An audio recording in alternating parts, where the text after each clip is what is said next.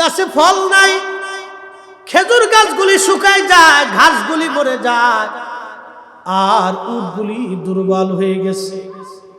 এমন অবস্থা হলো, খরার কারণে মক্কায় দুর্ভিক্ষ লেগে গেল। সারা মক্কার মানুষ এসে হারাম শরীফের চারপাশে বসে বসে দোয়া করে, সালাতুল ইস্তিসকার নামাজ পড়ে রে, কিন্তু কোন নামাজে দোয়ায় কাজ হয় না, বৃষ্টি নামে না, নামে না, নামে না। আব্দুল্লাহ ইবনে মুবারক বললেন, আমি একদিন দূরে বসে আছি, ঠিক এমন সময় দেখলাম একটা কালো নিগ্রো একজন গোলাম আসছে। তার পরনে ছিল পশমের কাপড়, মোটা মোটা জুব্বা, তালি লাগানো, পট্টি লাগানো, আর একটা গায়ে ছিল চাদর। তার ওই চাদরখানা মাথার মধ্যে দিয়া ওই গোলাম সবার থেকে আলাদা হয়ে একটু দূরে নীরবে যাইয়া চাদরের ভিতরে হাত তুলে আল্লাহকে বলে, আল্লাহ জানি আমাদের গুনার জন্য তুমি বেজার হয়ে গেছো, আল্লাহ গুনার কারণে বৃষ্টি বন্ধ করে দিয়েছো তোমরা। বাকুলিয়ার মুসলমান, চট্টগ্রামবাসী মানুষ যখন অধিক পরিমাণে গুনাহ করে, অপরাধ করে, জুলুম করে, জালিম হয়ে যায়, তখন আমার মালিক বৃষ্টি বন্ধ করে দেয়, বৃষ্টি কমায় দেয়, রিজিকের বরকত কমায় দেয়। আজকে মানুষ খায় বেশি কিন্তু মরে তাড়াতাড়ি। আগে মানুষ খাইতো কম কিন্তু বাঁচত বেশি। কি কথা খারাপ বলছি? এখন মানুষ খায় বেশি, মরে তাড়াতাড়ি। কথা মিথ্যা? সত্য কথা। এখন মানুষ খায় বেশি, মরে তাড়াতাড়ি। আগের মানুষ খাইতো কম, মরতো কম। কারণ এখন খাবারের মধ্যে ভেজাল আর ভেজাল। খাবেন কি? কি খাবেন আপনি? ফলের মধ্যে ভেজাল, শালির মধ্যে ভেজাল, পানির মধ্যে ভেজাল, ডাবের মধ্যে ভেজাল, কাঁঠালের মধ্যে ভেজাল, আমের মধ্যে ভেজাল, আনারসে ভেজাল, শরবতে ভেজাল, বিরিয়ানিতে ভেজাল, রুটিতে ভেজাল। কি খাবেন আপনি বলুন? তুন্দুল একটা বানাইছে, এটা ভিতরে সুডা দেয়, সুডা দিলে ফুলে। এটা খাইলে মানুষের রোগ ছাড়া কি হবে? কি কথা মিথ্যা বলতেছি? আপনি খান ফাউরুটি, ফাউরুটি তেল দিয়ে ভাইজে দিছে, 3 দিনের তেল আছে। মন খারাপ করার কিছু নেই। আজকের তেল এটা জ্বালাইছে অর্ধেক, কালকে আবার এর ভিতরে মিক্সার করে দিয়ে ভাইজে দিছে। খান, খাওয়ার পরে খালি গ্যাস টিকে ধরে, এরপরে খালি সার্জেল খায়, ওই আর কি কি বড়ির নাম আছে, এটা খায়, খায় এটা খায় আর ওটা খায়, ওষুধ খায় আর খাবার খায়, ওষুধ খায় আর খাবার খায়। এইগুলি খাইয়ে তো কোনো লাভ নেই, 4 পয়সা মূল্য নেই। যেই খাবার খাইয়ে ওষুধ খাইতে হবে, ওই খাবার না খাওয়াই ভালো। কি কথা খারাপ করছি? যেই খাবার খাইয়ে ওষুধ খাইতে হবে, ওই খাবার না খাইয়ে যেই খাবার খাইলে ওষুধ খাওয়া লাগে না, ওইটা খান। কচু শাক খান, পোলট্রি মুরগি খাওয়ার দরকার নেই। সোজা বাংলা হিসাব। চট্টগ্রামবাসী শুনিয়া যান, আল্লাহর বান্দা চাদরের মধ্যে হাতখানা দিয়ে বলে, রব্বে কারীম, গুনার কারণে তুমি বেজার হইছো গো আল্লাহ। আল্লাহ বৃষ্টি নাই, বৃষ্টির অভাবে খরা পড়ে গেছে, খুবই কষ্টের মধ্যে আছে তোমার বান্দার। আল্লাহ তুমি এক্ষুনি বৃষ্টি দাও, দেরি করো না রব, বৃষ্টি এক্ষুনি দাও, তাড়াতাড়ি দাও, তাড়াতাড়ি দাও। আব্দুল্লাহ ইবনে মুবারক বলতেছেন, আমি দূর থেকে কান লাগায় শুনতেছি যে সব হাজার হাজার মক্কাবাসী দোয়া করলো, বৃষ্টি নামলো না। কিন্তু ওই গোলাম নিগ্রো, চেহারা কালো, চাদর মোড়া দিয়ে আল্লাহরে ডাকে, আল্লাহ তাড়াতাড়ি বৃষ্টি দাও, এক্ষুনি দাও, এক্ষুনি দাও, দেরি করবা না, এক্ষুনি দাও। আব্দুল্লাহ ইবনে মুবারক বলেন, আমি দেখলাম আকাশে মেঘ জমে গেল, অজর দ্বারা বৃষ্টি নামতে লাগলো। চিৎকার মেরে বলবেন কি আল্লাহু আকবার। কি বুঝলেন? নামান তো বৃষ্টি, নামান তো বৃষ্টি। এদেশে আলেমের তো অভাব নাই। 60 লক্ষ আলেম আছে, 60 লাখ, 60 লক্ষ আলেম ওয়াজ করে।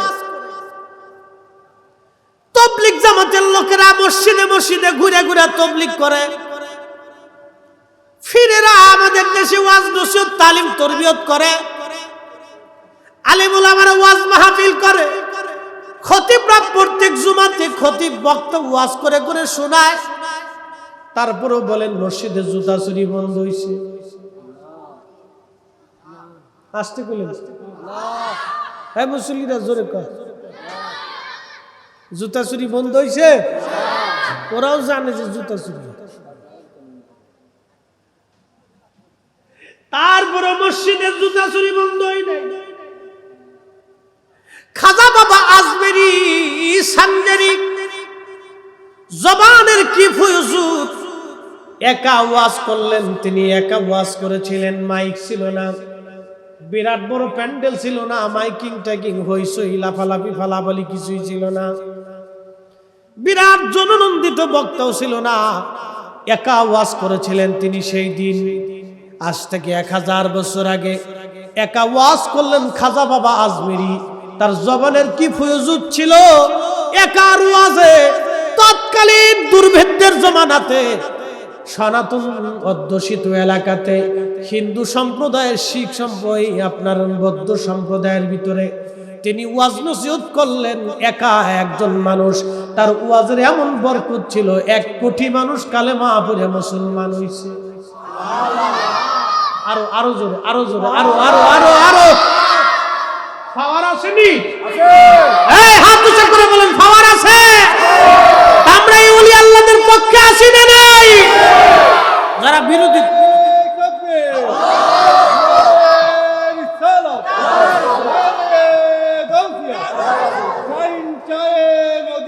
জিন্দাবাদ।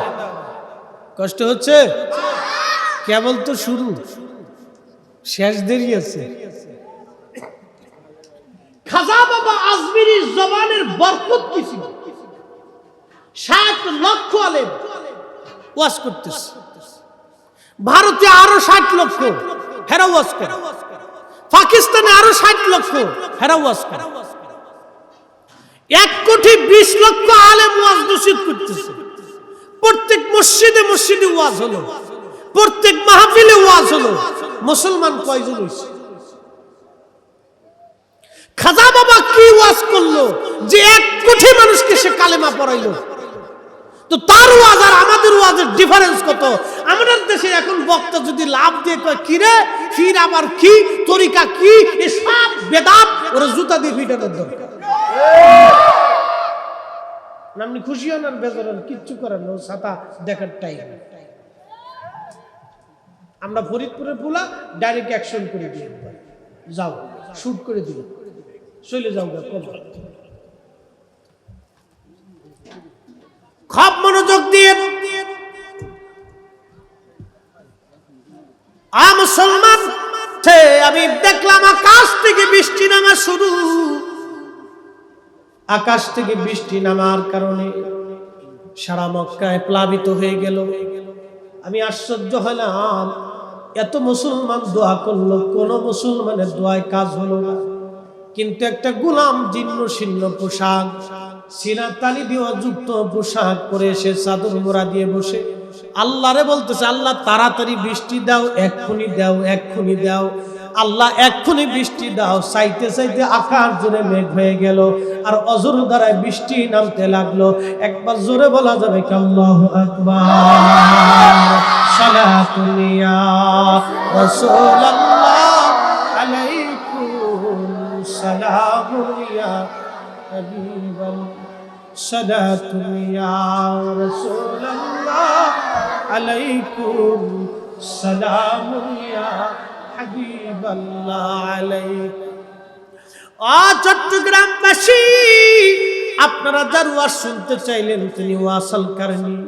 হায় হায় হায়, কত বড় আশিক রাসূল ছিলেন তিনি। জীবনে কোনোদিন একটা হাদিস শুনে নাই। সাহাবীরা বললেন, ইয়া রাসূলুল্লাহি, ইয়া হাবিবাল্লাহ, ওগো নবীজি। নবী বললেন, ওমর আর আলী তোমরা শুনিয়া নাও। ওমর ও আলী তোমরা শোনো। ও ওমর আর আলী, আমার ওয়াসাল কারণে দোয়া করতে দেরি হবে, আল্লাহর আসমান থেকে দোয়া কবুল হতে দেরি হবে না। আমার ওয়াসাল কারণের কাছ থেকে তোমরা ক্ষমার জন্য দোয়া চেয়ে নিও, কারণ আমার ওয়াসাল কান্নি কিয়ামতের মাঠে বনি মুদারার তামিম গোত্রে যে পরিমাণে লোক আছে, আমার ওয়াসাল কান্নি সুপারিশ করে সেই পরিমাণে লোক জাহান্নামী মানুষকে জান্নাতে নিয়ে চলে যাবে। চিৎকার মেরে বলা যাবে সুবহানাল্লাহ। এই উম্মতের পাওয়ার যদি এটা হয় তো রাসূলের পাওয়ার কত বেশি বলেন? এর সীমানা কত? অনেক কত? এর কোনো সীমানা আছে? এই আমার দিকে তাকান, কোনো সীমানা আছে? রাসূলের ইজ্জতের কোনো সীমানা আছে? নবীর সম্মানের কোনো সীমানা আছে? নাই। নবীর এলেমের কোনো পরিসীমা দিতে পারবেন আপনি? যে এলেম এই পরিমাণে ছিল আর এই পরিমাণে ছিল না, এই অর্ধেক ছিল অর্ধেক ছিল না। রাসূলুল্লাহর এলেমের কোনো সীমানা দিতে পারবেন? নবী বলছেন আনা মাদিনাতুল ইলম, আমি এলেমের শহর। আর কত শহর? শহরের কথা বলছেন, কয়টা শহর বলছেন? আনা মাদিনাতুল ইলম, আমি এলেমের শহর। তো কতগুলি শহর? ওই শহরের সীমানা কত? এর দৈর্ঘ্য কত? কিলোমিটার কত? পরিধি কত? ব্যাস কত? ব্যাসার্ধ কত? আমাকে এর ওজন কত বুঝাই দেন। রাসূল কারীম তো নিজের এলেমের ব্যাপারে বলছেন আমার আলেম, আমার এলেম হচ্ছে একটা শহরের মতো। তো শহরের ব্যাস কত? ব্যাসার্ধ কত? পরিধি কত? প্রিয় মুসলমান, বাতুলিয়ার বাকুলিয়ার মুসলমান, চট্টগ্রামের মুসলমান, হযরত ওয়াসাল কান্নির কথা বলতেছি। আল্লাহর নবী ডাক দিয়ে বললেন সাহাবীরা রে, ওয়াসাল কান্নির দেখা যদি পাও, তোমাদের জীবনের সব গুনার জন্য তার কাছে আল্লাহর কাছে দোয়া চেয়ে নাও। কারণ আমার ওয়াসাল কান্নি দোয়া করতে দেরি হবে, আসমান থেকে কবুল হতে দেরি হবে না। এই হাদিস শোনার পরে হযরত ওমর পাগল পারা হয়ে গেলেন। ওই লোকটারে কোথায় পাওয়া যায় যে লোকটা রাসূলুল্লাহ প্রশংসা নিজে করলেন? আল্লাহর নবী সেই লোকটার প্রশংসা নবী নিজে করতেছে। সাহাবীরা বলেন ইয়া রাসূলুল্লাহ, সে এত বড় মর্যাদাওয়ালা, এত বড় সম্মানওয়ালা, কিন্তু একটা বারের জন্য আপনার দিদারে আসলো না, কারণ কি? সে কি আপনাকে দেখতে চায় না, আপনার সোহবতে আসতে চায় না? কারণ আল্লাহর নবীকে যে দেখলো তার মধ্যে যদি ঈমান থাকে তাহলে সে জান্নাতি। আর নবীকে যিনি দেখলেন তার মধ্যে যদি ঈমান থাকে তাহলে সেও জান্নাতি। একবার জোরে বলা যাবে কি মারহাবা? তাহলে আওলাদে রাসূলের দাম কত? বলে দিয়েছে, বুঝে যাবে। অলিমুদ্দি, সলিমুদ্দি, নসিমুদ্দি, করিমুদ্দি দেশে বহুত আছে, কিন্তু আওলাদ রাসূল শাহেনশাহ সিরিকতের মতো কয়জন আছে? কথা বলে ঠিক কিনা? বুঝে যেত। এ নবীর উম্মত, হযরত ওয়াসাল কারণীকে সাহাবীরা বলল হুজুর, জীবনে কোনদিন সে আপনাকে দেখার জন্য আসে নাই, কারণ কি? একটা হাদিস আপনার কাছ থেকে শুনলো না গো নবীজি, একটা কোরআনের আয়াত আপনার কাছ থেকে সে কোনোদিন শুনলো না, কারণ কি? নবী আমার বললেন সাহাবীরা রে, একটা মাত্র কারণে সে কোনোদিন আমার কাছে আজ আসতে পারে নাই। তবে একবার মদিনাতে গিয়েছিলেন, তখন আল্লাহর নবী তাবুকের যুদ্ধের ময়দানে 30,000 সৈন্য নিয়ে মুজাহিদ নিয়ে চলে গিয়েছিলেন মদিনার বাইরে, যার কারণে কোনদিন ওয়াসাল কান্নির সাথে দেখা হয় নাই। একটা হাদিস রাসূলের 10 থেকে কোনদিন শুনেন নাই, একটা আয়াতও কোনদিন শুনেন নাই, কিন্তু তার দাম কত?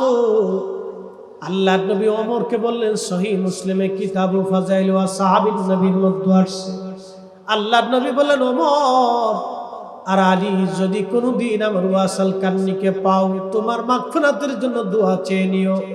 আর বইল ওয়াসাল কান্নি যাতে আমার গুনাহগার উম্মতের জন্য দোয়া করে দেয়, ক্ষমার জন্য দোয়া করে। কারণ আমার ওয়াসাল কান্নি দোয়া করতে দেরি হবে, আল্লাহর দরবারে কবুল হতে দেরি হবে না।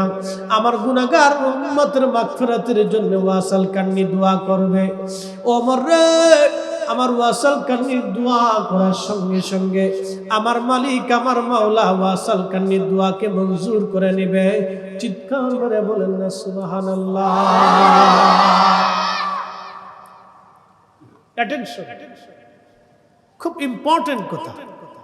তো হযরত ওমর ব্যাকুল হয়ে গেল যে এই লোকটাকে কোথায় খুঁজে পাওয়া, কোন জায়গা গেলে পাবো। সারা কর্ণে তন্দ্রে তন্দ্রে মক্কা মদিনা আরব দিয়ে খুঁজতে খুঁজতে 10 বছর খুঁজছে। 10 বছর ধরে সে তালাশ করছে, 10 বছর। প্রিয় নবীর ইন্তেকালের পরে সে 10 বছর খোঁজাখুঁজি করছে, পায় না খুঁজে। কোথায় গেলে এই লোকটাকে পাওয়া যায়? কিন্তু কেন সে রাসূলের দর্শে একটা হাদিস শুনে?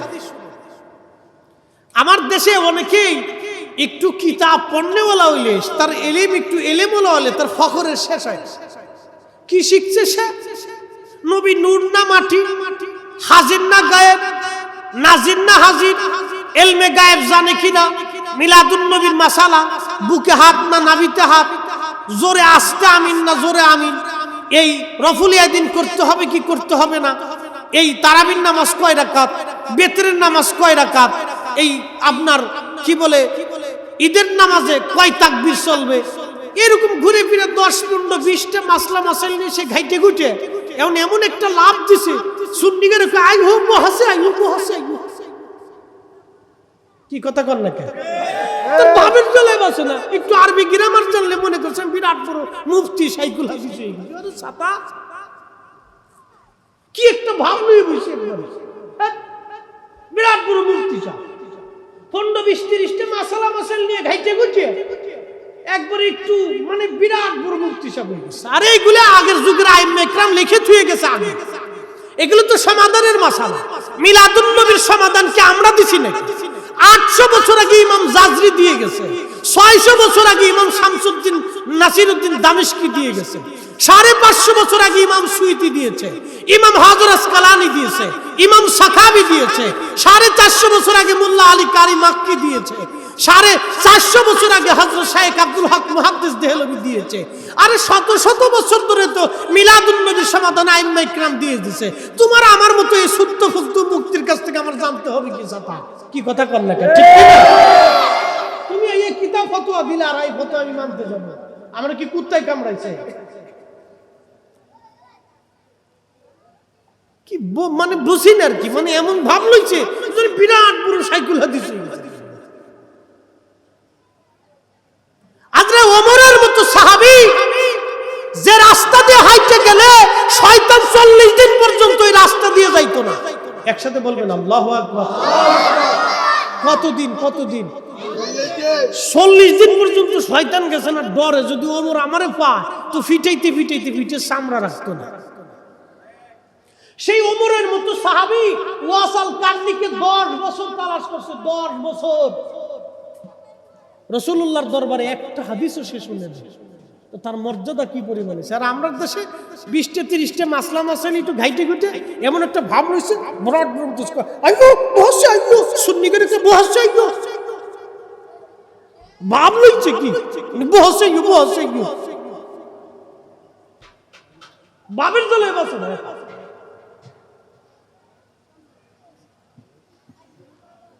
প্রিয় মুসলমান, কষ্ট হচ্ছে আপনাদের? একসাথে বলেন তো আল্লাহু আকবার। না পাবলিক যে আওয়াজটা দূর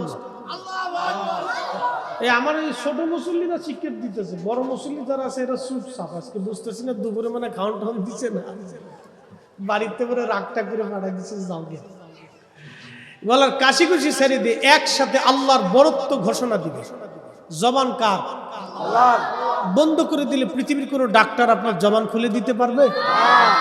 পৃথিবীর সমস্ত বিজ্ঞান এক জায়গা হলে আল্লাহর দু একটা চোখের মতো চোখ বানাইতে পারবে? পৃথিবীর সব বিজ্ঞান এক জায়গা হলে আল্লাহর দু একটা আপেলের মতো আপেল বানাইতে পারবে? পৃথিবীর সব বিজ্ঞান এক জায়গা হলে আল্লাহর দু একটা বড়ই ফলের মতো একটা ফল বানাইতে পারবে? তাহলে বোঝা গেল বিজ্ঞান অসহায়, আল্লাহ সহায়। কি কথা কোন ঠিক কিনা? এই যে বিজ্ঞানের জন্য ফালাইতেছিল, বিজ্ঞান সাথে আল্লাহর কাছে কিচ্ছু না, আল্লাহর কাছে কিচ্ছু না। আল্লাহু আলা কুল্লি শাইইন কাদির। এই জন্য আল্লাহ বলছে বান্দা তুই জিকির কর, ওয়ালা যিকরুল্লাহি আকবার, আল্লাহর জিকির সবচেয়ে বড় জিকির। একসাথে জবান খুলে চিৎকার মেরে বলেন আল্লাহু আকবার।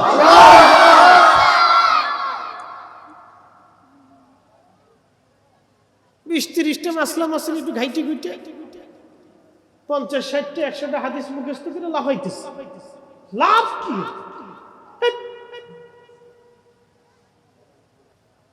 সেদিন একজনকে দেখতেছি বলতেছে, হ্যাঁ তাই আমার সামনে কিতাব পড়তে পারবো নাকি? কমই বক্তা, আল্লাহ মাফ করুন। কি অহংকার হয়েছে! হে ভাবতেছে আমি কিতাব পড়ে মানে ডিসি সাহেব হয়ে গেছি, এসপি সাহেব হয়ে গেছি, এমন সচিবালয়ের প্রধান সচিব, এমন ভাব লইছে। ঢাকা ইউনিভার্সিটির চ্যান্সেলর, আজহার বিশ্ববিদ্যালয়ের চ্যান্সেলর হয়ে গেছে। মানে আরবি গ্রামার একটু শব্দের অর্থটা শিখে একবার একটু কিতাবাদি চর্চা করে মনে করছে আমি বিরাট বড় সাইকেল, এমন ভাব লইছে। এই শোনেন, 9 লক্ষ বছর ধরে শয়তান ইবাদত করেছিল। 9 লক্ষ। আল্লাহ তাকে একটা লকব দিয়েছিল, মুআল্লিমুল মালায়েকা, চ্যান্সেলর অফ মালায়েকা। পৃথিবীতে কেউ আর এই লকব পাবে না। সমস্ত ফেরেশতাদের মুআল্লিম ছিল, মুআল্লিম, চ্যান্সেলর। একটা অহংকারের জন্য আল্লাহ পাক তাকে শয়তান বানাই দিয়েছে। অহংকারী জায়গা আল্লাহর দরবারে নাই। কথা কোন ঠিক কিনা? সেটা এলিমেন্টটাই করেন, নামাজেরটাই করেন, বক্তব্যটাই করেন, জনপ্রিয়তারটাই করেন, পয়সার করেন, ক্ষমতার করেন। আল্লাহর কসম করে বলি, আল্লাহর দরবারে কোনো অহংকারের 4 পয়সার দাম নাই। যে অহংকার করবে বুঝবেন এটা শয়তান। ও শয়তানের খালাতো ভাই, আজাজিলের সফর সঙ্গী। ওর এলেম এক মুহূর্তের মধ্যে শেষ। ও 4 পয়সাও দাম নাই। ওর শয়তান আর ওর শয়তান আর ওর ভিতর কোনো তফাৎ নাই। প্রিয় মুসলমান, 10টা বছর হযরত ওমরের মতো সাহাবী, নবী বলতেন আমার পরে যদি কেউ নবী হতো তাহলে ওমর হতো নবী।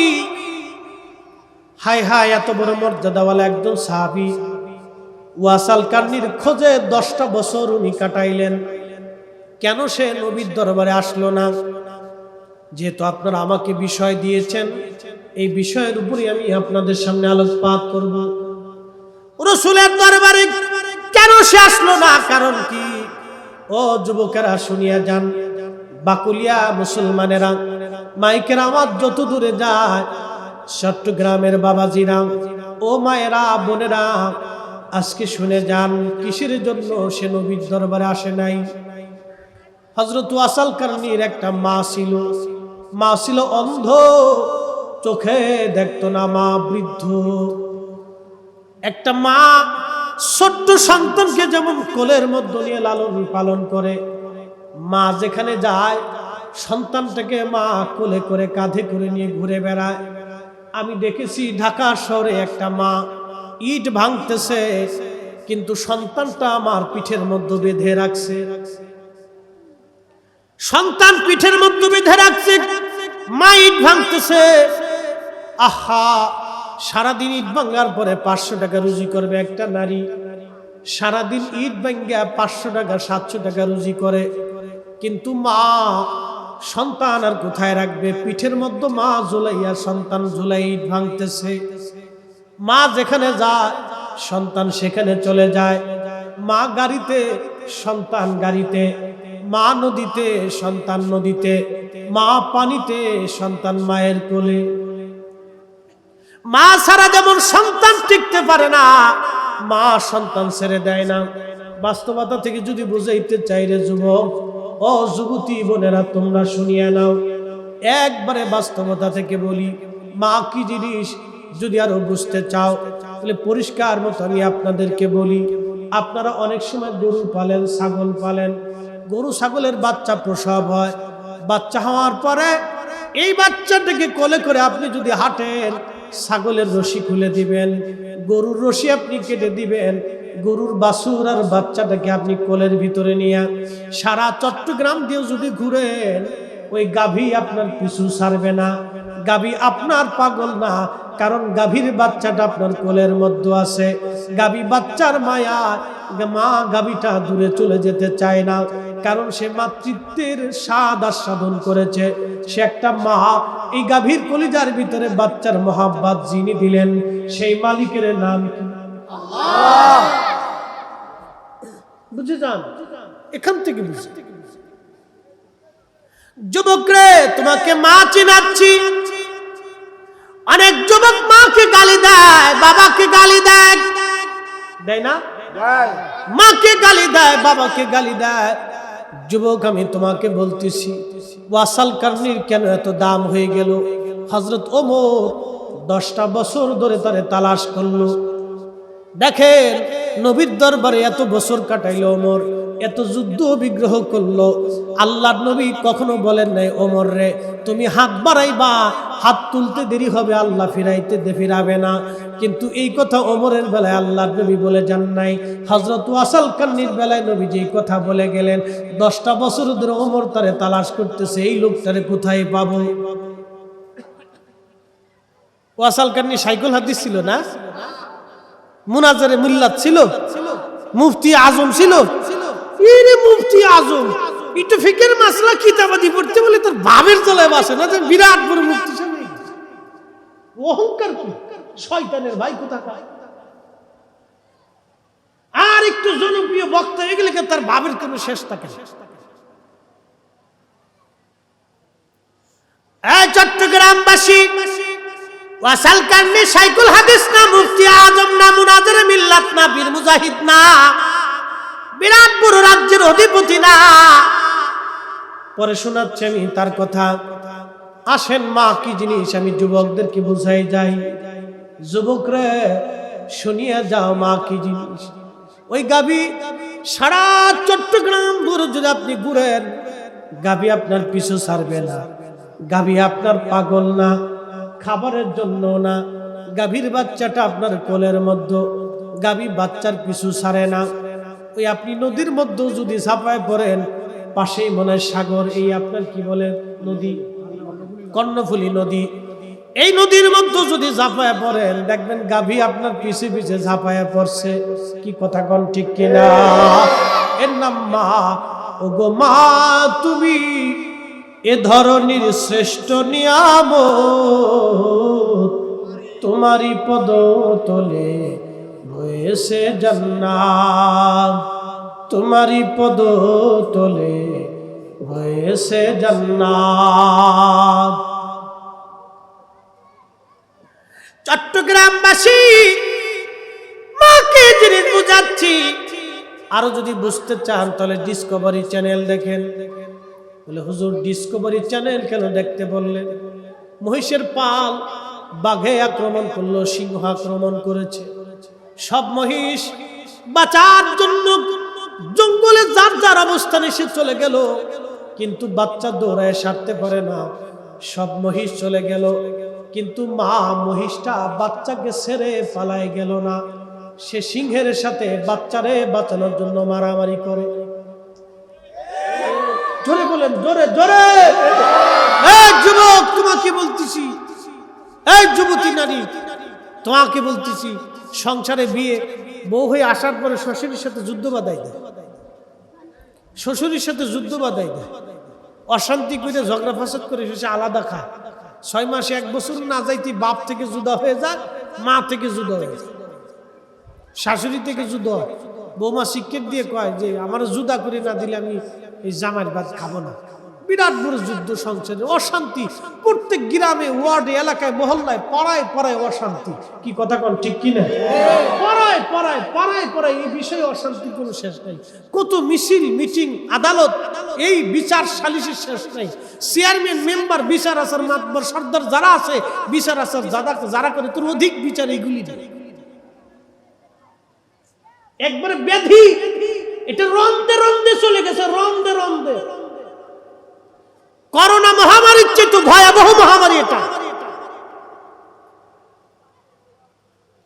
করোনা মহামারীর চেয়ে তো ভয়াবহ মহামারী। যুবক রে, সমস্ত মহিষগুলি পালায় চলে গেল জীবন বাঁচানোর জন্য, কিন্তু মা মহিষটা পালাইল না। ওই মা মহিষটা বাচ্চারে বাঁচানোর জন্য সিংহের সাথে মারামারি শুরু করলো। লড়াই করে মা মহিষটা মারা গেল, জীবন দিয়ে দিল, প্রমাণ করে গেল সন্তান রে আমি আমার জীবনের চাইতে মা হইয়া তোরে বেশি ভালোবাসি। সবাই পালাইছে, আমি মা পালাইতে পারি নাই। আমি তোরে বাঁচানোর জন্য সিংহের সাথে শত্রুর সাথে লড়াই করে আমি আমার জীবন দিয়ে দিলাম, তারপর আমি নিজেকে বাঁচাইতে পারলাম না, তোমাকেও বাঁচাইতে পারলাম না। মা মহিষ প্রমাণ করে গেল জীবন দিয়া, এটার নাম মা। মা মা এই মাকে যে কষ্ট দেয়, আল্লাহর কসম করে বলি মক্কার ইমাম হলেও জান্নাত নসিব হবে না। একবার সহজ। আপনি শাইখুল হাদিস হন না সাদা মুফতি আজম হন না মুনাজারে মিল্লাত হন, 60 বছর দাঁড় বিরাট বড় বক্তা, মক্কা মদিনার ইমাম আর বাইতুল আকসার ইমাম, 4 বছর দাঁড়। যদি কেউ মাকে কষ্ট দিয়ে 36,000 বছর বাইতুল্লাহতে, মাকামে ইব্রাহিমে, হাতিমে কাবাতে, মাকামে ইব্রাহিমে, খুদার ঘরের ওই আল্লাহর ঘরের পাথর ধরে গিলাপ ধরে যদি কান্নাকাটি করে, ক্ষমা হবে না। মা মাপ না করা পর্যন্ত কোনো ক্ষমা নেই। বুঝে কবরে যায়, বিপদ আছে। এই মা এইভাবে সন্তান লালন পালন করে। নবী আমার বললেন, সাহাবীরা রে, ওয়াসাল কান্নির একটা মা আছে, অন্ধ বৃদ্ধ বুড়া, মা ছাড়া ওয়াসাল কান্নির আর কেউ নাই। আর ওয়াসাল কান্নিরও তার মা ছাড়া আর কেউ নাই। জীবনে কোনোদিন ওয়াসাল কান্নি বিয়ে করে নাই, জীবনে কোনোদিন তিনি বিয়ে করেন নাই।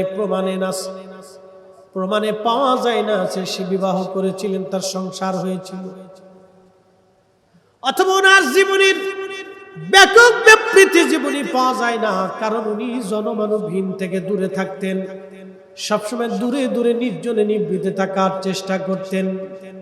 ওয়াসাল কান্নি রাদিয়াল্লাহু আনহু, ও মুসলমানেরা রে, হযরত ওয়াসাল কান্নির মা ছিল, মা অন্ধ। ওয়াসাল কান্নি নিজে রান্না করে মাকে খাওয়াই দিতেন। জোরে বলা যাবে কি মারহাবা?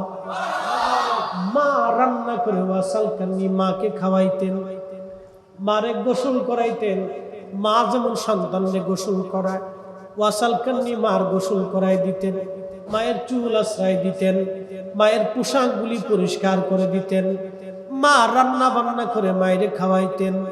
যেখানে যাইতেন, মা যেমন সন্তান কাঁধে করে নিয়ে ঘুরে বেড়ায়, ওয়াসাল কান্নি তার মা থেকে জুদা হতেন না, মাকে কাঁধে করে নিয়ে ঘুরে বেড়াইতেন। একবার জোরে বলা যাবে মারহাবা? বিরাট বড় মুফতি, 30-50টা 40টা হাদিস মুখস্থ করে একবারে বাবলই বলছে, অহংকার কি তার, ফামা ঠিক করে না, বাবলই শিখি। আমার সামনে কিতাব পড়তে পারবো নি, কিতাব পড়তে পারবো নি, কি কিতাব বলা হয়েছে? অহংকার ছেড়ে দিতে হবে মুসলমান। অহংকারের 4 পয়সাও দাম আল্লাহর দরবারে নাই। 9 লক্ষ বছরের ইবাদত শয়তানের মুহূর্তের মধ্যে শেষ, মুহূর্তের মধ্যে 9 লক্ষ বছরের ইবাদত শেষ হয়ে গেছে। আল্লাহর দরবারে 4 পয়সা মূল্য হয় নাই। হযরত ওয়াসাল কান্নি রাদিয়াল্লাহু তাআলা আনহু, তিনি ওই যে মাকে কাঁধে করে নিয়ে ঘুরে বেড়াইতেন, যেখানে যাইতেন মাকে নিয়ে বেড়াইতেন, যার কারণে রাসূলুল্লাহর দরসে কোনোদিন বসার সুযোগ হয় নাই। একবার তিনি অন্যজনের কাছে মাকে রেখে একটা মুহূর্তে দেখার জন্য গিয়েছিলেন, কিন্তু নবীজি তাবুকের যুদ্ধের ময়দানে চলে যাওয়ার কারণে রাসূল করিমের দিদার তার নসিব হয়নি, এমন একটা বর্ণনা আসছে। হযরত ওয়াসাল কান্নি রাদিয়াল্লাহু তাআলা আনহু, হায় হায়, তার জীবন কি ছিল জানেননি? ইয়ামান দেশের কোন অঞ্চলে ওই কর্ণের মানুষ, কোন বংশের মানুষ, তার জন্য একটা ছোট্ট ঝুপড়ি ঘর বানিয়ে দিয়েছিল, ঝুপড়ি ঘর।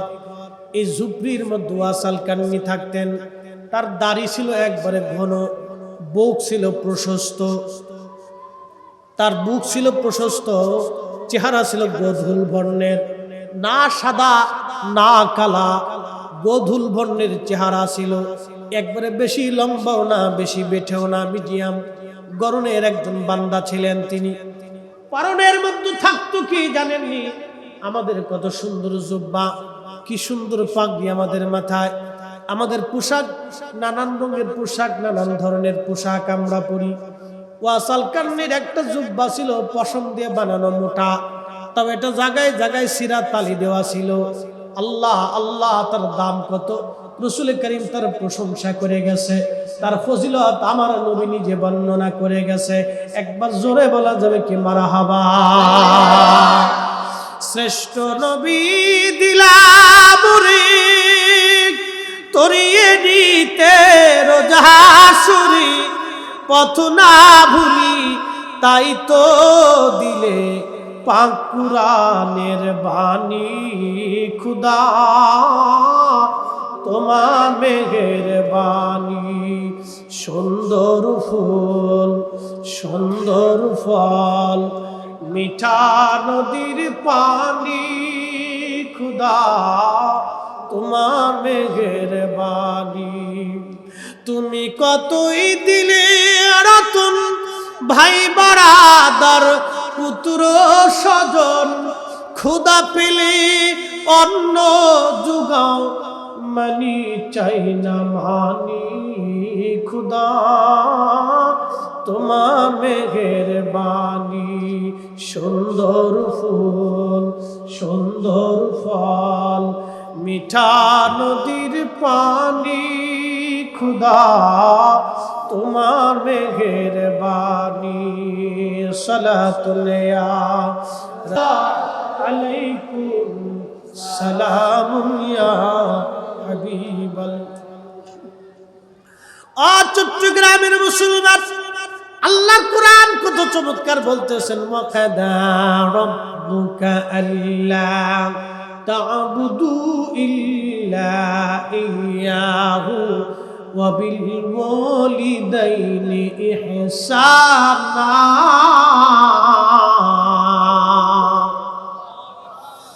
আল্লাহ ডাক দিলেন, হাবিব উম্মতকে জানান আমি আল্লাহর নির্দেশ, আমি আল্লাহর হুকুম, আমার বান্দারারে তোমরা শিরিক করবে না, আমি আল্লাহর ইবাদত ছাড়া আর কারো ইবাদত করবা না।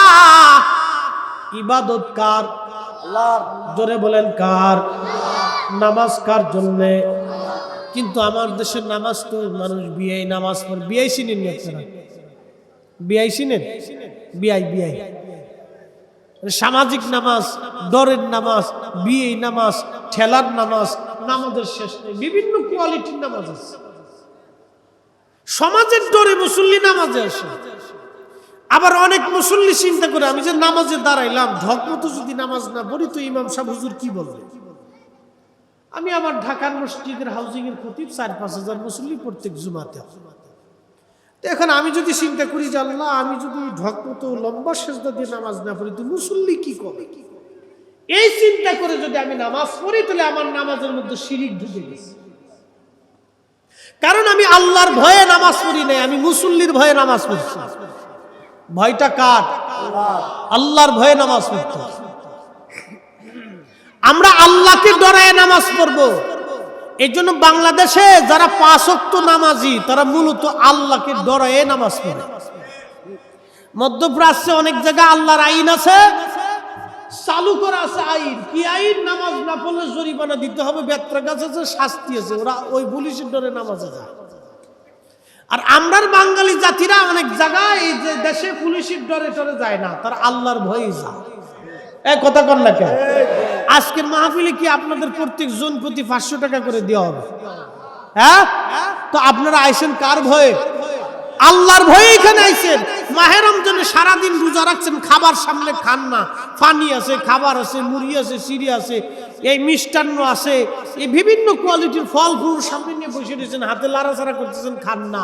ফেরেশতাদেরকে আল্লাহ বলে, ফেরেশতারা তোরা বানাইতে নিষেধ করছিল আমার বান্দা, দেখ সারাদিন রোজা রাখছে, বুকে তৃষ্ণা, সামনে পানি, পেটে ক্ষুধা, সামনে খাবার, হাতে লাড়াচাড়া করে, কিন্তু বান্দা খায় না। কার ভয় জানিস? আমি আল্লাহকে ভয় করতেছে। যা ফেরেশতারা তোরা সাক্ষী থাক, আমি আমার বান্দার জীবনের সব গুনাহ মাফ করে দেব। এটা পরীক্ষা। আল্লাহ খুশি। চট্টগ্রামের মুসলমান কোরআন বলতেছে, বান্দা আমি আল্লাহ ছাড়া আর কারো ইবাদত করবে না। তবে হ্যাঁ, তুমি শুনে নাও, আমি আল্লাহর পরে তুমি যার সাথে সুন্দর আচরণ করবে, ভালোবাসবে, খেদমত করবে, ওয়াবিল ওয়ালিদাইনি ইহসানা, আল্লাহু আকবার, ওয়াবিল ওয়ালিদাইনি ইহসানা, তোমার বাবা মার সঙ্গে তুমি ইহসান করবে, দয়া করবে, মায়া করবে, ভালোবাসবে, সুন্দর আচরণ করবে। এরপরে আল্লাহ বললেন, ইম্মা ইয়াবলুগান্না ইনদাকাল কিবার, যদি তোমার পিতামাতা বৃদ্ধ হয়ে যায়, বার্ধক্যে উপনীত হয়, বুড়া হয়ে যায়, কাজের ক্ষমতা নাই, রুজি করার ক্ষমতা নাই। সেদিন ভিডিওর মধ্যে দেখলাম একটা মেয়ে বাবাকে পিটাচ্ছে, মেয়ে বাপরে মারতেছে, ছেলে বাপরে পিটায়, বৃদ্ধাশ্রমে দিয়ে আসে। বাংলাদেশে যত বৃদ্ধাশ্রম আছে, চট্টগ্রামে বুঝি নাই না আছে? আচ্ছা, বৃদ্ধাশ্রমে তাহলে মনে জিনদের বাপমা দিয়ে গেছে, ফেরেশতাদের দিয়ে গেছে নাকি? কাদের? এটা মানুষের। আমরা যেই সন্তান বাবা মাকে বৃদ্ধাশ্রমে দেয়, আমার দিকে তাকান, ও মনে করবেন এই সমাজের শুয়োরের চাইতে নিকৃষ্ট। আস্তে বলেন, জোরে বলেন। শুয়োর চিনেন আপনি? শুয়োর কচু খায়, ফসা গসার ভিতরে থাকে। ওর জন্ম হয়েছে কেমনে জানেন? শুয়োরের জন্ম কিভাবে হয়েছে আজকে আপনাদের বুঝাই। শুয়োরকে আল্লাহ কেন হারাম করছে? শুয়োরে আল্লাহ, খিনজিরকে আল্লাহ কেন হারাম করছে দেখেন। এই খিনজির নূহ আলাইহিস সালাম মহাপ্লাবনে বিরাট বড় নৌকা বানাইছে, বিরাট বড় নৌকা, বিরাট বড় জাহাজ। এই একতলার ভিতরে সব পশু পাখি প্রাণী রাখছে, গরু ছাগল হাঁস দুম্বা ভেড়া বকরি ইটে সেটে ঘোড়ার ডিম সব রাখছে। তো নাই গিয়ে বুঝতে বাথরুম টাথরুম করে একবারে তালা ভরে ফেলেছে, হাতি লাতি যা আছে সব খালি বাথরুম করছে, শিয়াল কুত্তে একবারে বাথরুম করে ভরে ফেলছে। আর নূহ আলাইহিস সালাম আল্লাহরে বলে, আল্লাহ আমি আমার ভাষায় বলতেছি না, ইমাম ইবনে কাসির আল বেদার ভিতরে লিখছে, নূহ আলাইহিস সালামকে আল্লাহ এই বাথরুম টাথরুম করিয়ে তোমার এই সৃষ্টি মাখলুক শিয়াল কুত্তে হাঁস মুরগি ভেড়া দুম্বা গরু ছাগল এই হরিণ টরিণ যা আছে সব আমার একতলা ভরে ফেলছে। এখন এটাতে কি করে পরিষ্কার করবো? আল্লাহ আমি তো বিপদগ্রস্ত। আল্লাহ বলেন, তুমি একটু হাতির কাছে যাও, হাতির পিছনে ওই যে লেজ আছে, লেজটাকে উঁচা করিয়া কায়দা মতো একটা বাড়ি বসান দিল। আল্লাহ নূহ নবীকে বললেন, নূহ রে, হাতির লেজ উঁচা করে হাতের পৃষ্ঠদেশে কায়দা মতো তোমার হাতের লাঠি দিয়ে একটা বাড়ি মারো, আমি আল্লাহ একটা নতুন প্রাণী এই হাতির ভিতর থেকে বের করে দিয়ে আসবো। হাতির বাথরুমের রাস্তা দিয়ে আল্লাহ রাব্বুল আলামিন একটা প্রাণী পাঠাইলেন। এই প্রাণীর নাম হলো শুয়োর, আরবিতে বলে খিনজির। ও আইসি নূহ আলাইহিস সালামের নৌকার ভিতরে আইসি পায়খানা বাথরুম ফসা গসা যা আছে খাইতে লাগলো। এই জন্য আমার আল্লাহ শুয়োরের গোশত আজকে থেকে না, নূহ আলাইহিস সালামের জমানাত থেকে যখন শুয়োর আসছে আজও পর্যন্ত শুয়োরের জাত আল্লাহ আর দুনিয়ার থেকে উঠাই নাই। আল্লাহ একবারে খিনজিরটাকে সব নবীদের জমানায় আল্লাহ হারাম করে দিয়েছেন। কোন নবীর জমানায় এটা হালাল ছিল না, সব নবীর জমানায় এটা হালাল হারাম ছিল। কারণ এই শুয়োরের খাবার হলো পচা গসা বাথরুম আবি যাবি, এই ময়লা ময়লা এইগুলি শুয়োর খাইয়ে বেড়ায়। এই জন্য আমি বললাম, যেই ছেলে তার বাবা মাকে বৃদ্ধাশ্রমে দেয় ওটা শুয়োরের চাইতেও নিকৃষ্ট। কথা কোন ঠিক কিনা? কষ্ট হইতেছে? যে ছেলে মেয়ে বাপ মানে বৃদ্ধাশ্রমে পাঠায়, আমি আবার বললাম ওটা খিনজিরের চাইতেও নিকৃষ্ট। ওর সাথে আত্মীয়তা করবেন না, উঠা বসা করবেন না, সমাজ করবেন না, ওরে লাইট দিয়ে সমাজ থেকে বের করে দিবেন। বুঝতে পারছেন কথা? ক্লিয়ার, কোনো ভেজাল টেজাল নাই, এগুলো সামাজিক বেদি। ওরে দেখে আপনার বাচ্চা শিখবে যে আমার স্বাস্থ্য ভাই, আমার জ্যাঠাতো ভাই, মামাতো ভাই, ফুফুতো ভাই তার বাপরে বৃদ্ধাশ্রমে দিয়ে দিছে, আমার বাপ বুড়ো হলেও দিয়ে দিবে। বুঝতে পারছেন? এগুলি সামাজিক ব্যাধি, করোনা মহামারীর চাইতে। ওর থেকে জুদা হয়ে যাবেন। ওরে মনে করতে হবে সমাজের শুয়োরে যেমন মানুষ নিকৃষ্ট মনে করে, ওর কাছে যায় না, ওর গন্ধ শুকতে চায় না, ওর এরিয়ার ভিতরে থাকে না, ওই রকম ওই খিঞ্জিরির এরিয়ার ভিতরে আমাদের থাকা যাবে না। ওটা একবারে নিকৃষ্ট পাপিষ্ট শয়তান, একবারে। এর চাইতে ফসা কথা আমার কাছে আর কিছু নাই। মানলেও ভালো, না মানলে আরো ভালো, কিচ্ছু করার নাই। ডাইরেক্ট অ্যাকশন, বাকি ঝুঁকি নেই ভাই। সামাজিক ব্যাধি এগুলি সারা দেশ ভরে যাইতেছে। এগুলি আমরা যদি বয়ান না করি তাহলে বয়ান কেউ করবে না। আমাদেরকে শক্ত ভাষায় বলে যাইতে হবে। যদি আল্লাহ 2-4 জন যে হেদায়েত দেয়, তাছাড়া উপায় নাই। হেদায়েত আমাদের হাতে নেই।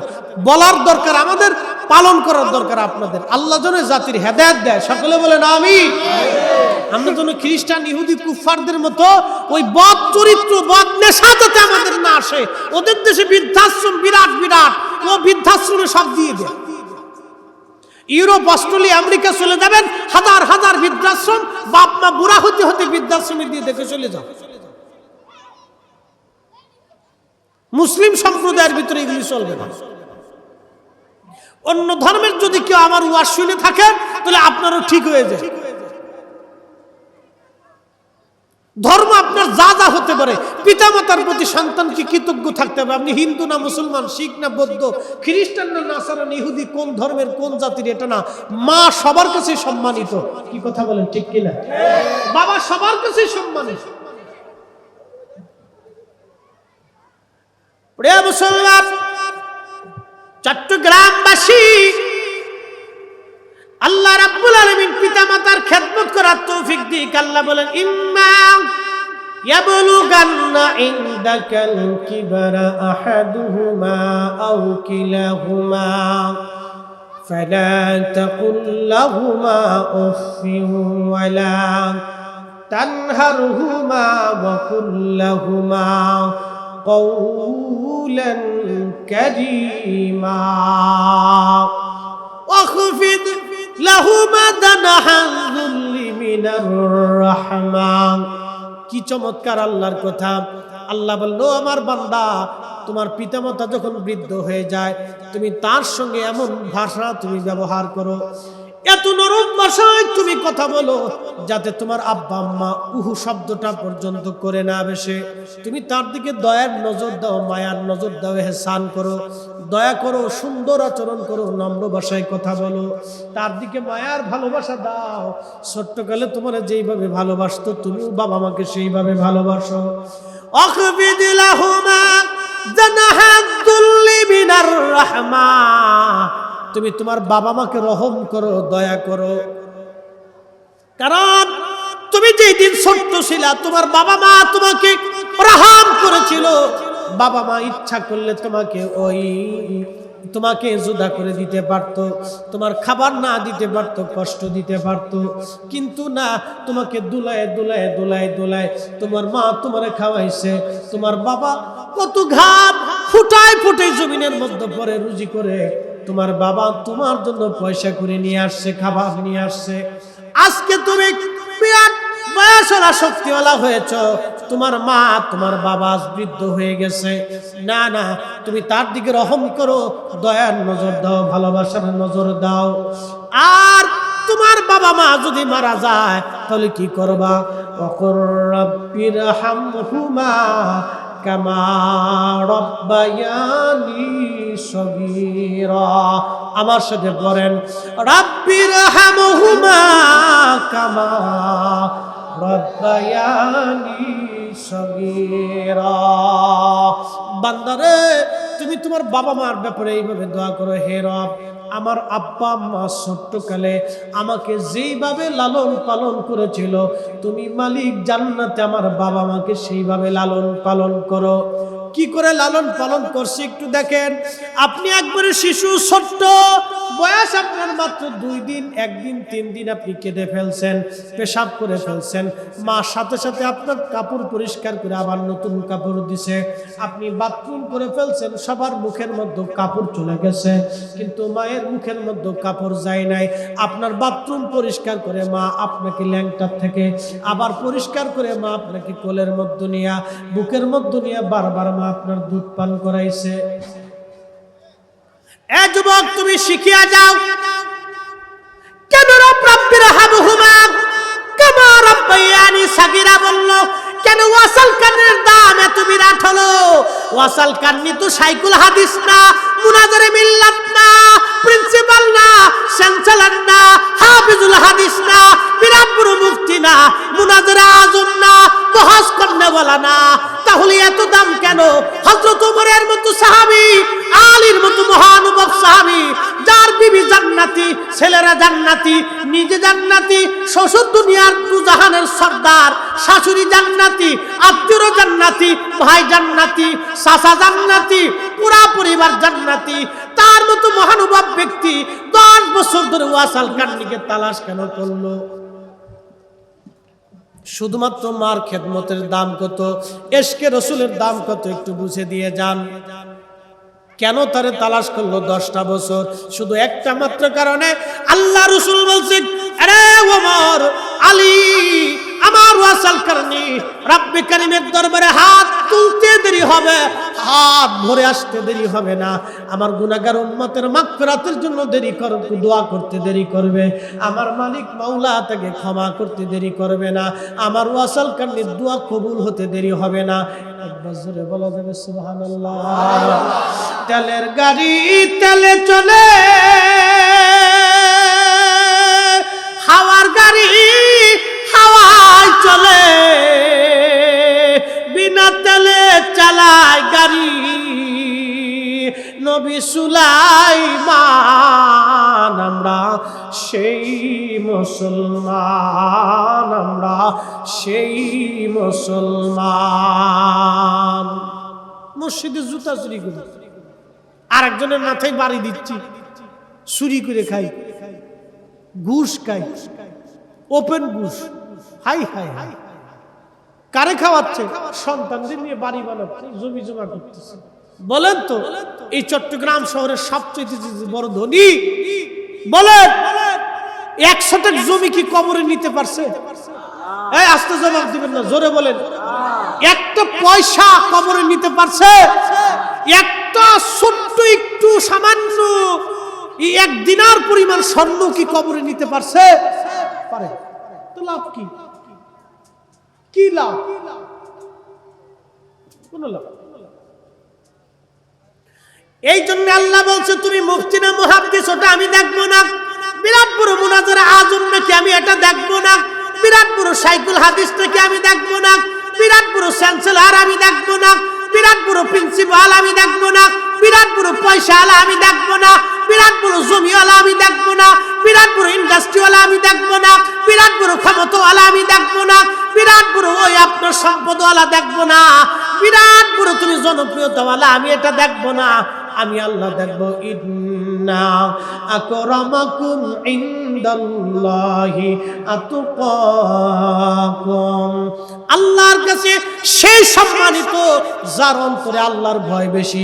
রিকশাওয়ালাও হতে পারে, দিন মজুরও হতে পারে, মুসিও হতে পারে, কামলাও হতে পারে, বাস্তুহারাও হতে পারে, ভিখারিও হতে পারে, মসজিদের ঝাড়ুদারও হতে পারে, আপনার দোকানের কর্মচারীও হতে পারে, আপনার এলাকার দারোয়ান হতে পারে, আপনার বাড়ির কামলা হতে পারে, ওই আপনার বাড়ির কামের বেডি হতে পারে।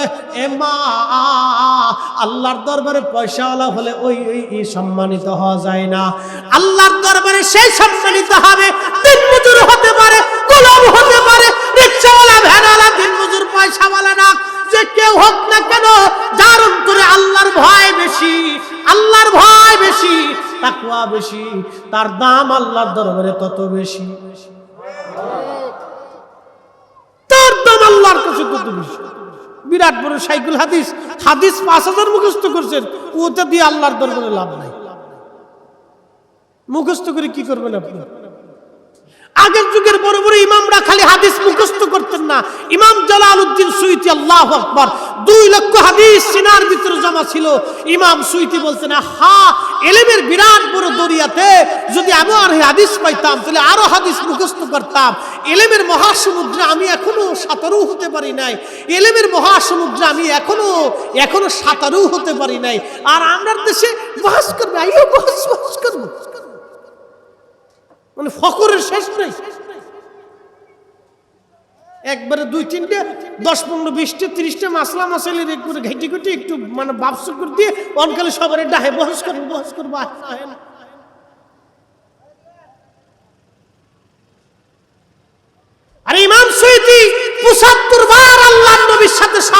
পার হয়েছে।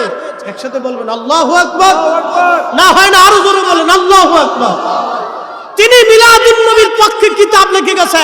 আমি উনাকে বাদ দিয়ে তোমার মতো ছাতা মৌলবি মানার টাইম নাই। এই জোরে বলেন ঠিক কি না?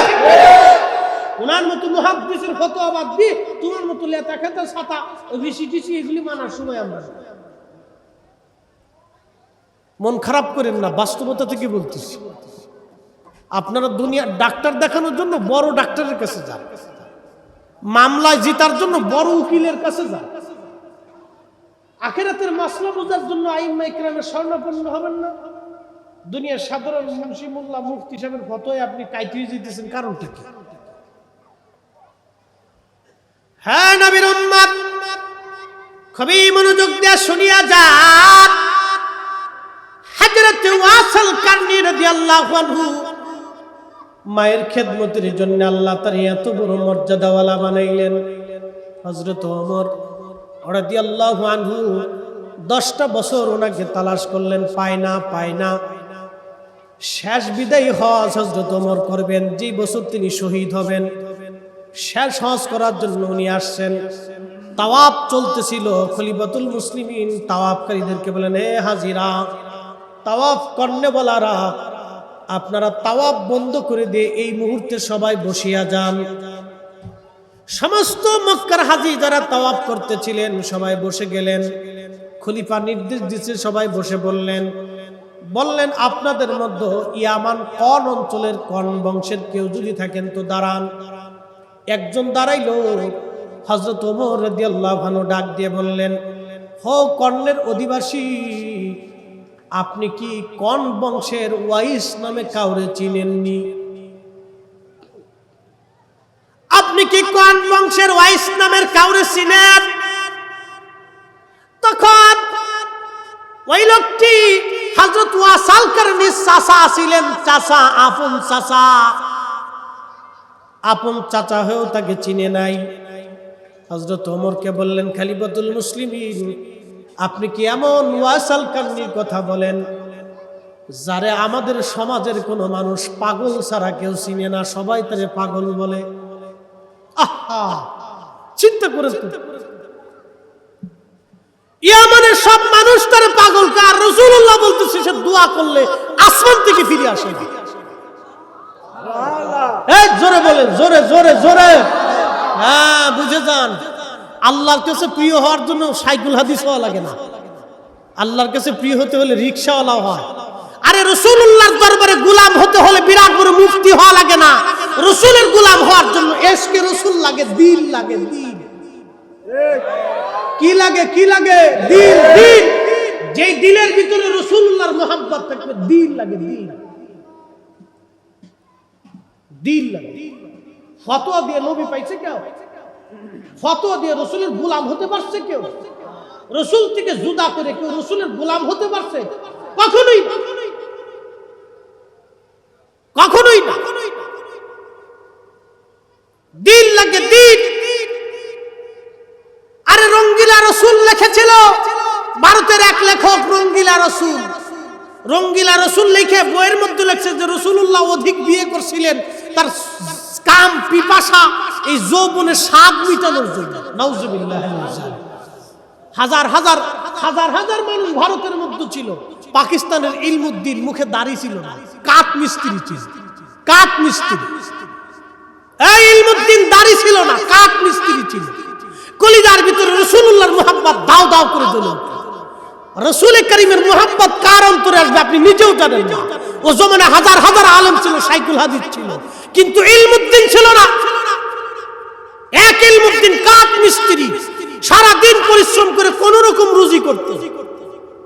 স্ত্রীর চিন্তা করেন না, ফ্যামিলির চিন্তা করেন না। অনেক কষ্টের রুজি একটা ছুরি কিনে ভারতে এসে ব্রিটিশ আমলে তৎকালীন সেই রঙ্গিলা রাসূলের লেখককে হত্যা করেছিল। তার ফাঁসির কাস্টে যখন নিয়ে যাওয়া হলো, বিচারক জিজ্ঞেস করলো, ইলমুদ্দিন তুমি হাসতেছ, তোমার কি ভয় লাগে না? ইলমুদ্দিন বলবো, ভয় করবে কেন? আমি যেই নবীর মুহাব্বতে আজকে কাজ করেছি, শাহাদাতের লিপ্সা নিয়ে, আপনি আপনার রায়ের অপেক্ষায় আছি, আপনি আমাকে মৃত্যুদণ্ড দিবেন। আমি কাঁদবো কেন? রসুলের প্রেমের মালা গলায় দিয়েছি। গত রাত্রে আমার সেই রসুল আমাকে স্বপ্নে দেখা দিয়ে আমার সাথে কথা বলে গেছে। এ মুসলমান, দাড়ি ছিল না, অহংকার করেন না। বিরাট বড় সাইকুলা দিচ্ছে যেন অহংকার করে, বিরাট বড় মুফতি আজম হইছেন, অহংকার করে। কয়টা হাদিস আর কোরআনের আয়াত আর বিতর্কিত মাসলা মুখস্থ করে একবারে মানে অহংকার করতেছে, ভাব হয়ে গেছে। কিয়ামত পর্যন্ত ভাব নিতে পারবেন কিন্তু ইলমুদ্দিন হতে পারবেন না। একজন কাঠ মিস্ত্রি ইলমুদ্দিন, আল্লাহু আকবার, হাসতে হাসতে জান্নাতে চলে গেছে।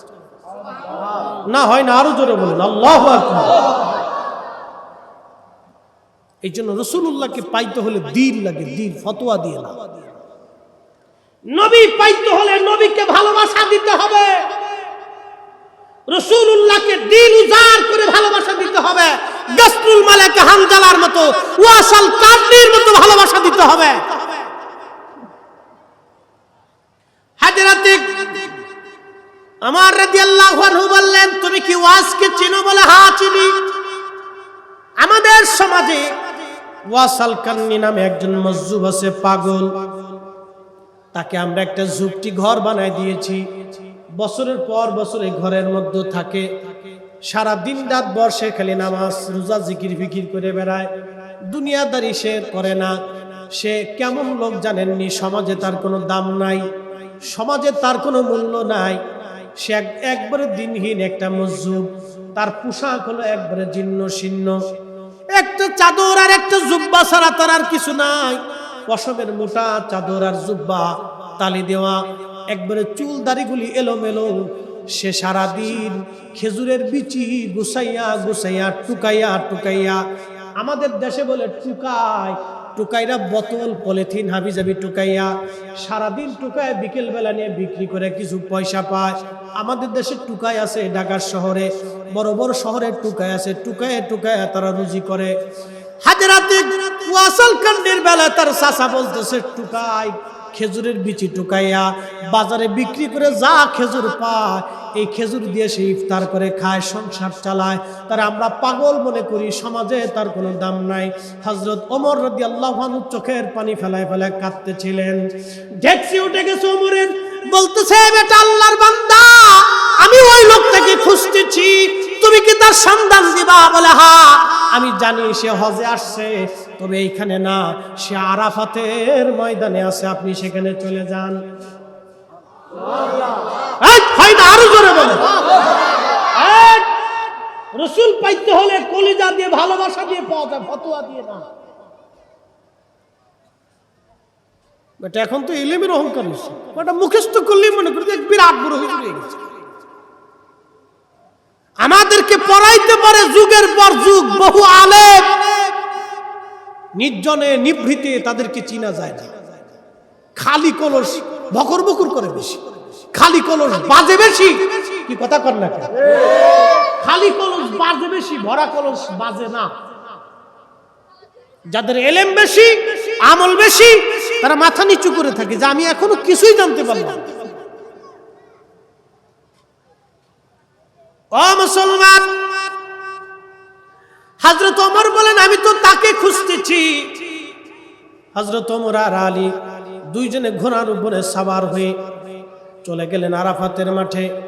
যাওয়ার পরে দেখলেন একটা গাছের নিচে দাঁড়ায়া দাঁড়ায় আল্লাহর বান্দা নামাজে রত আছে। দীর্ঘ সময় নামাজ পড়ল। হযরত ওমর আর আলী দুইজন পাশে বসে আছে। নামাজ শেষ হয়ে যাওয়ার পরে হযরত আলী রাদিয়াল্লাহু আনহু তারে সালাম দিলেন, হযরত ওমর সালাম দিলেন। সালামের জবাব হলো, কথাবার্তা হলো। হযরত ওমর পরিচয় দেন নাই, আলী পরিচয় দেন নাই, তখনও পরিচয় দেন নাই। বলতেছে, আপনার নাম কি? ওয়াইস। বলে হ্যাঁ। আপনি কি কোন বংশের? বলে হ্যাঁ, ইয়ামানের। হযরত আলী বলতেছে, ওয়াসাল কারনি, তোমার ব্যাপারে আমাকে ঠিকানা। হযরত ওয়াসাল কারনি বলেন, আপনারা কারা? আমার ঠিকানা আপনাকে কে দিয়েছে? তখন হযরত ওমর বললেন, আমার ঠিকানা, আপনার ঠিকানা আমাদেরকে একজন দিয়েছেন, তিনি রাহমাতুল লিল আলামিন। একবার জোরে বলা যাবে কি মারহাবা? হযরত ওয়াসিল কান্নি বলতেছে, আমার পরিচয়টা আপনাদেরকে কে দিছে? আমি তো পরিচয়হীন, কোনো পরিচয় নেই, আমি পাগল মানুষ, আমার পাগল। কিন্তু আপনারা আমার খোঁজে আসছেন, আমার পরিচয়টা কে দিছে? বলে রাহমাতুল লিল আলামিন আপনার পরিচয় আমাদেরকে দিছে। ওয়াসিল কান্নি বলে, আপনারা কারা? হযরত আলী বলতেছে, তুমি চিনো না, ইনি খলিফাতুল মুসলিমিন হযরত ওমর। আর হযরত ওমর বলতেছে, তুমি তাকে চিনো না, তিনি হযরত আলী কাররামাল্লাহ। ওয়াসিল কান্নি বলতেছে, হাই হাই, বলেন কি? আপনারা রাসূলুল্লাহ সাহাবী, আপনি আলী, আপনি খলিফাতুল মুসলিমিন। তাড়াতাড়ি গায়ের চাদর বিছিয়ে দিয়ে বলতেছে, আমার দেওয়ার কিছু নাই, আমি একজন গরিব মানুষ। আল্লাহু আল্লাহু আল্লাহু।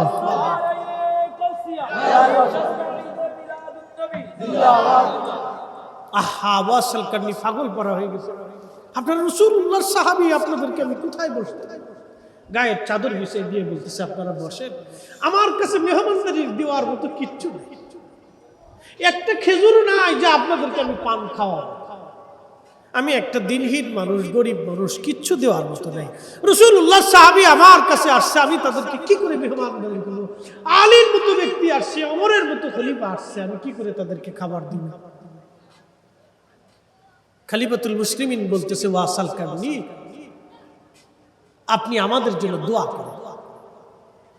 রাসূলের কাছ থেকে শুনছি আপনি দোয়া করলে কবুল হবে, ফেরত আসবে না। আপনি আমার এবং আলীর মাগফিরাতের জন্য দোয়া করে দেন। হযরত ওয়াসিল কান্নি বলেন, ওমর, আলী, আমি সবসময় আমার রাসূলের উম্মতের গুনাহগারদের জন্য সবসময় দোয়া করতে থাকি। সুবহানাল্লাহ, একসাথে বলবেন না আল্লাহু আকবার? হায় হায় হায়, তাদের দাম কত ছিল, অথচ খেজুরের বিচি টুকাইয়া বিক্রি করিয়া নিজের জীবন চালায়।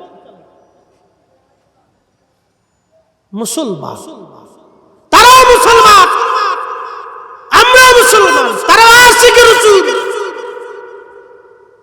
বাপ দেখে ফতোয়া দিয়ে নবী খুঁজে না, ভালোবাসা দিয়ে নবী খুঁজছে।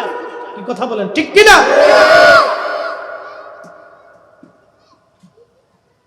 প্রিয় মুসলমান, হযরতে ওয়াসিল কারনী রাদিয়াল্লাহু আনহু তখন তিনি কেঁদে ফেললেন। হযরত ওমর বললেন, ওয়াসিল কারনী, আপনি একটু বসেন, আমি আপনার জন্য খাবার কিনে নিয়ে আসি, কিছু পোশাক কিনে আনি। হযরত ওয়াসিল কারনী বলেন, ওমর, আমি রোজা আছি, কোনো খাবার আমার লাগবে না, আমার মালিক আমার আল্লাহ আমাকে খাবার পাঠায় দিবে। জোরে বলবেন কি সুবহানাল্লাহ? ওমর, খলিফাতুল মুসলিমিন, আমার হাতে সময় নাই, বসেন, আমার পরিচয়টা আল্লাহ রাসূল আপনাদেরকে দিয়ে ফেলছে। শোনেন, আমার কোনো পোশাক লাগবে না, আমার যে জুব্বাটা গায়ে দিয়েছি, এই জুব্বাটাই আমার জন্য যথেষ্ট, আমার যে চাদরটা আছে এটাই যথেষ্ট, আর কোনো পোশাক আমার লাগবে না। হযরত ওমর অনেক পীড়াপিড়ি করে বললেন, না, আমি একটা পোশাক আপনাকে কিনে দেই, বললেন না, তা লাগবে না। কিছু খাবার কিনে দেই, বলে না, তাও লাগবে না। হযরত ওমর রাদিয়াল্লাহু আনহু বললেন, তাহলে ওয়াইস, আপনি আমাদের জন্য দোয়া করে দেন। বলে, হ্যাঁ, দোয়া করে দিব, আপনিও আমার জন্য দোয়া করবেন। হযরত ওমর আলীকে বললেন, দেখেন, আমার সময় কম, আপনাদের সঙ্গে আমি আর সময় দিতে পারবো না, আমার অনেক কাজ এখনো বাকি, বিদায় নিলাম, দুনিয়াতে আর কোনোদিন দেখা হয়তো নাও হতে পারে। হযরত ওয়াসিল কারনী চলে গেলেন, ওমরের সাথে আর কোনোদিন তার দেখা হয় নাই। ওই বছরই হযরত ওমর শহীদ হয়েছিলেন। তবে সিফফিনের যুদ্ধের দিনে কোন বর্ণনাতে আসছে, সিফফিনের যুদ্ধে হযরত আলী রাদিয়াল্লাহু আনহুর পক্ষে ওয়াসিল কারনী জিহাদ করে করে সেই দিন শহীদ হয়েছিলেন। একবার জোরে বলা যাবে কি মারহাবা? মুহতারাম, এটা হযরত ওয়াসিল কারনীর জীবন থেকে একটা পাঠ আপনাকে শোনাই। দাম কত ছিল, খেজুরের বিচি টুকায় বিক্রি করে কোন রকম 2-4টে খেজুর পাইতেন, খাইতেন না খাইতেন। কি বলবেন বলেন? এটা আল্লাহর দরবারে হাত বাড়াইলেই হাত কবুল হয়ে গেছে, ওটা ফেরত আসে। এই জন্য আপনাদেরকে বলবো, আপনাদেরকে অনুরোধ করব আমরা যেন সবসময় হকের উপরে থাকি।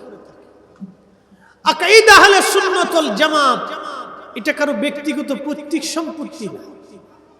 এটা আগেও ছিল, এখনো আছে, আগামীতেও থাকবে, চলমান থাকবে। হাজার চেষ্টা করলেও আহলে সুন্নাত ওয়াল জামাতকে কেউ বিতাড়িত করতে পারবে না। কথা বলেন ঠিক কি না?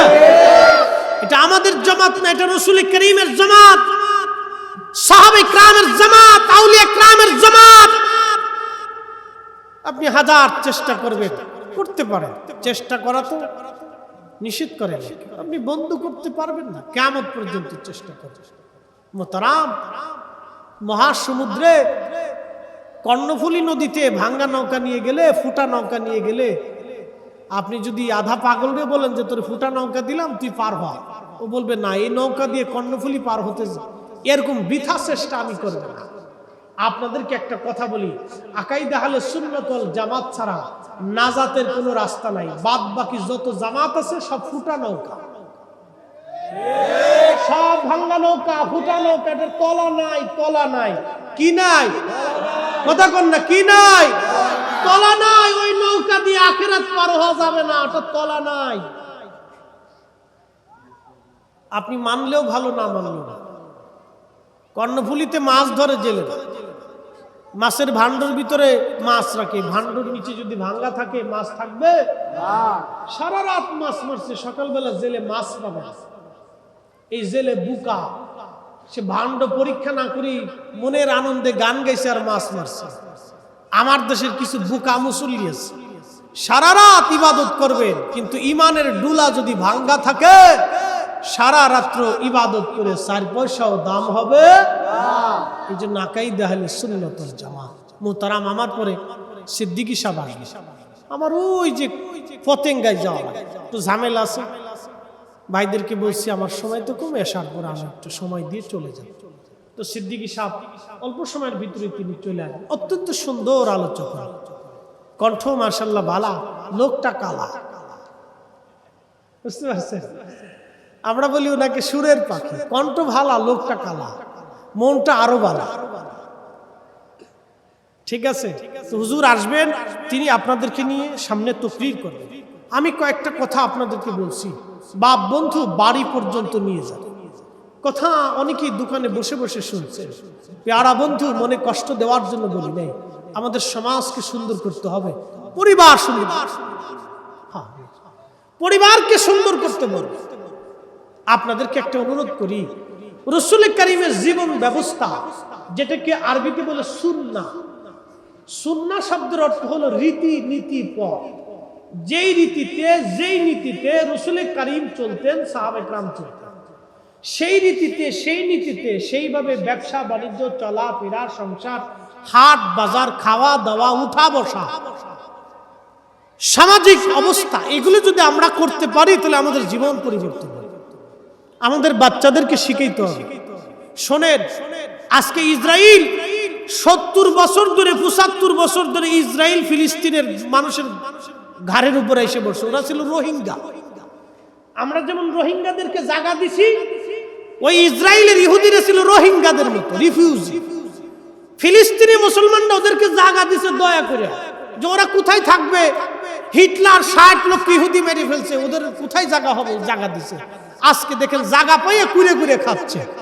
তোরা রিফিউজি, তোরা 70 বছরের টার্গেট নিয়ে, কয়েকশো বছরের টার্গেট নিয়ে ওরা আসছে। আমাদের বাচ্চাদেরকে ওই টার্গেট নিয়ে লালন পালন করবে, টার্গেট নিয়ে ওকে মানুষ বানাইতে হবে।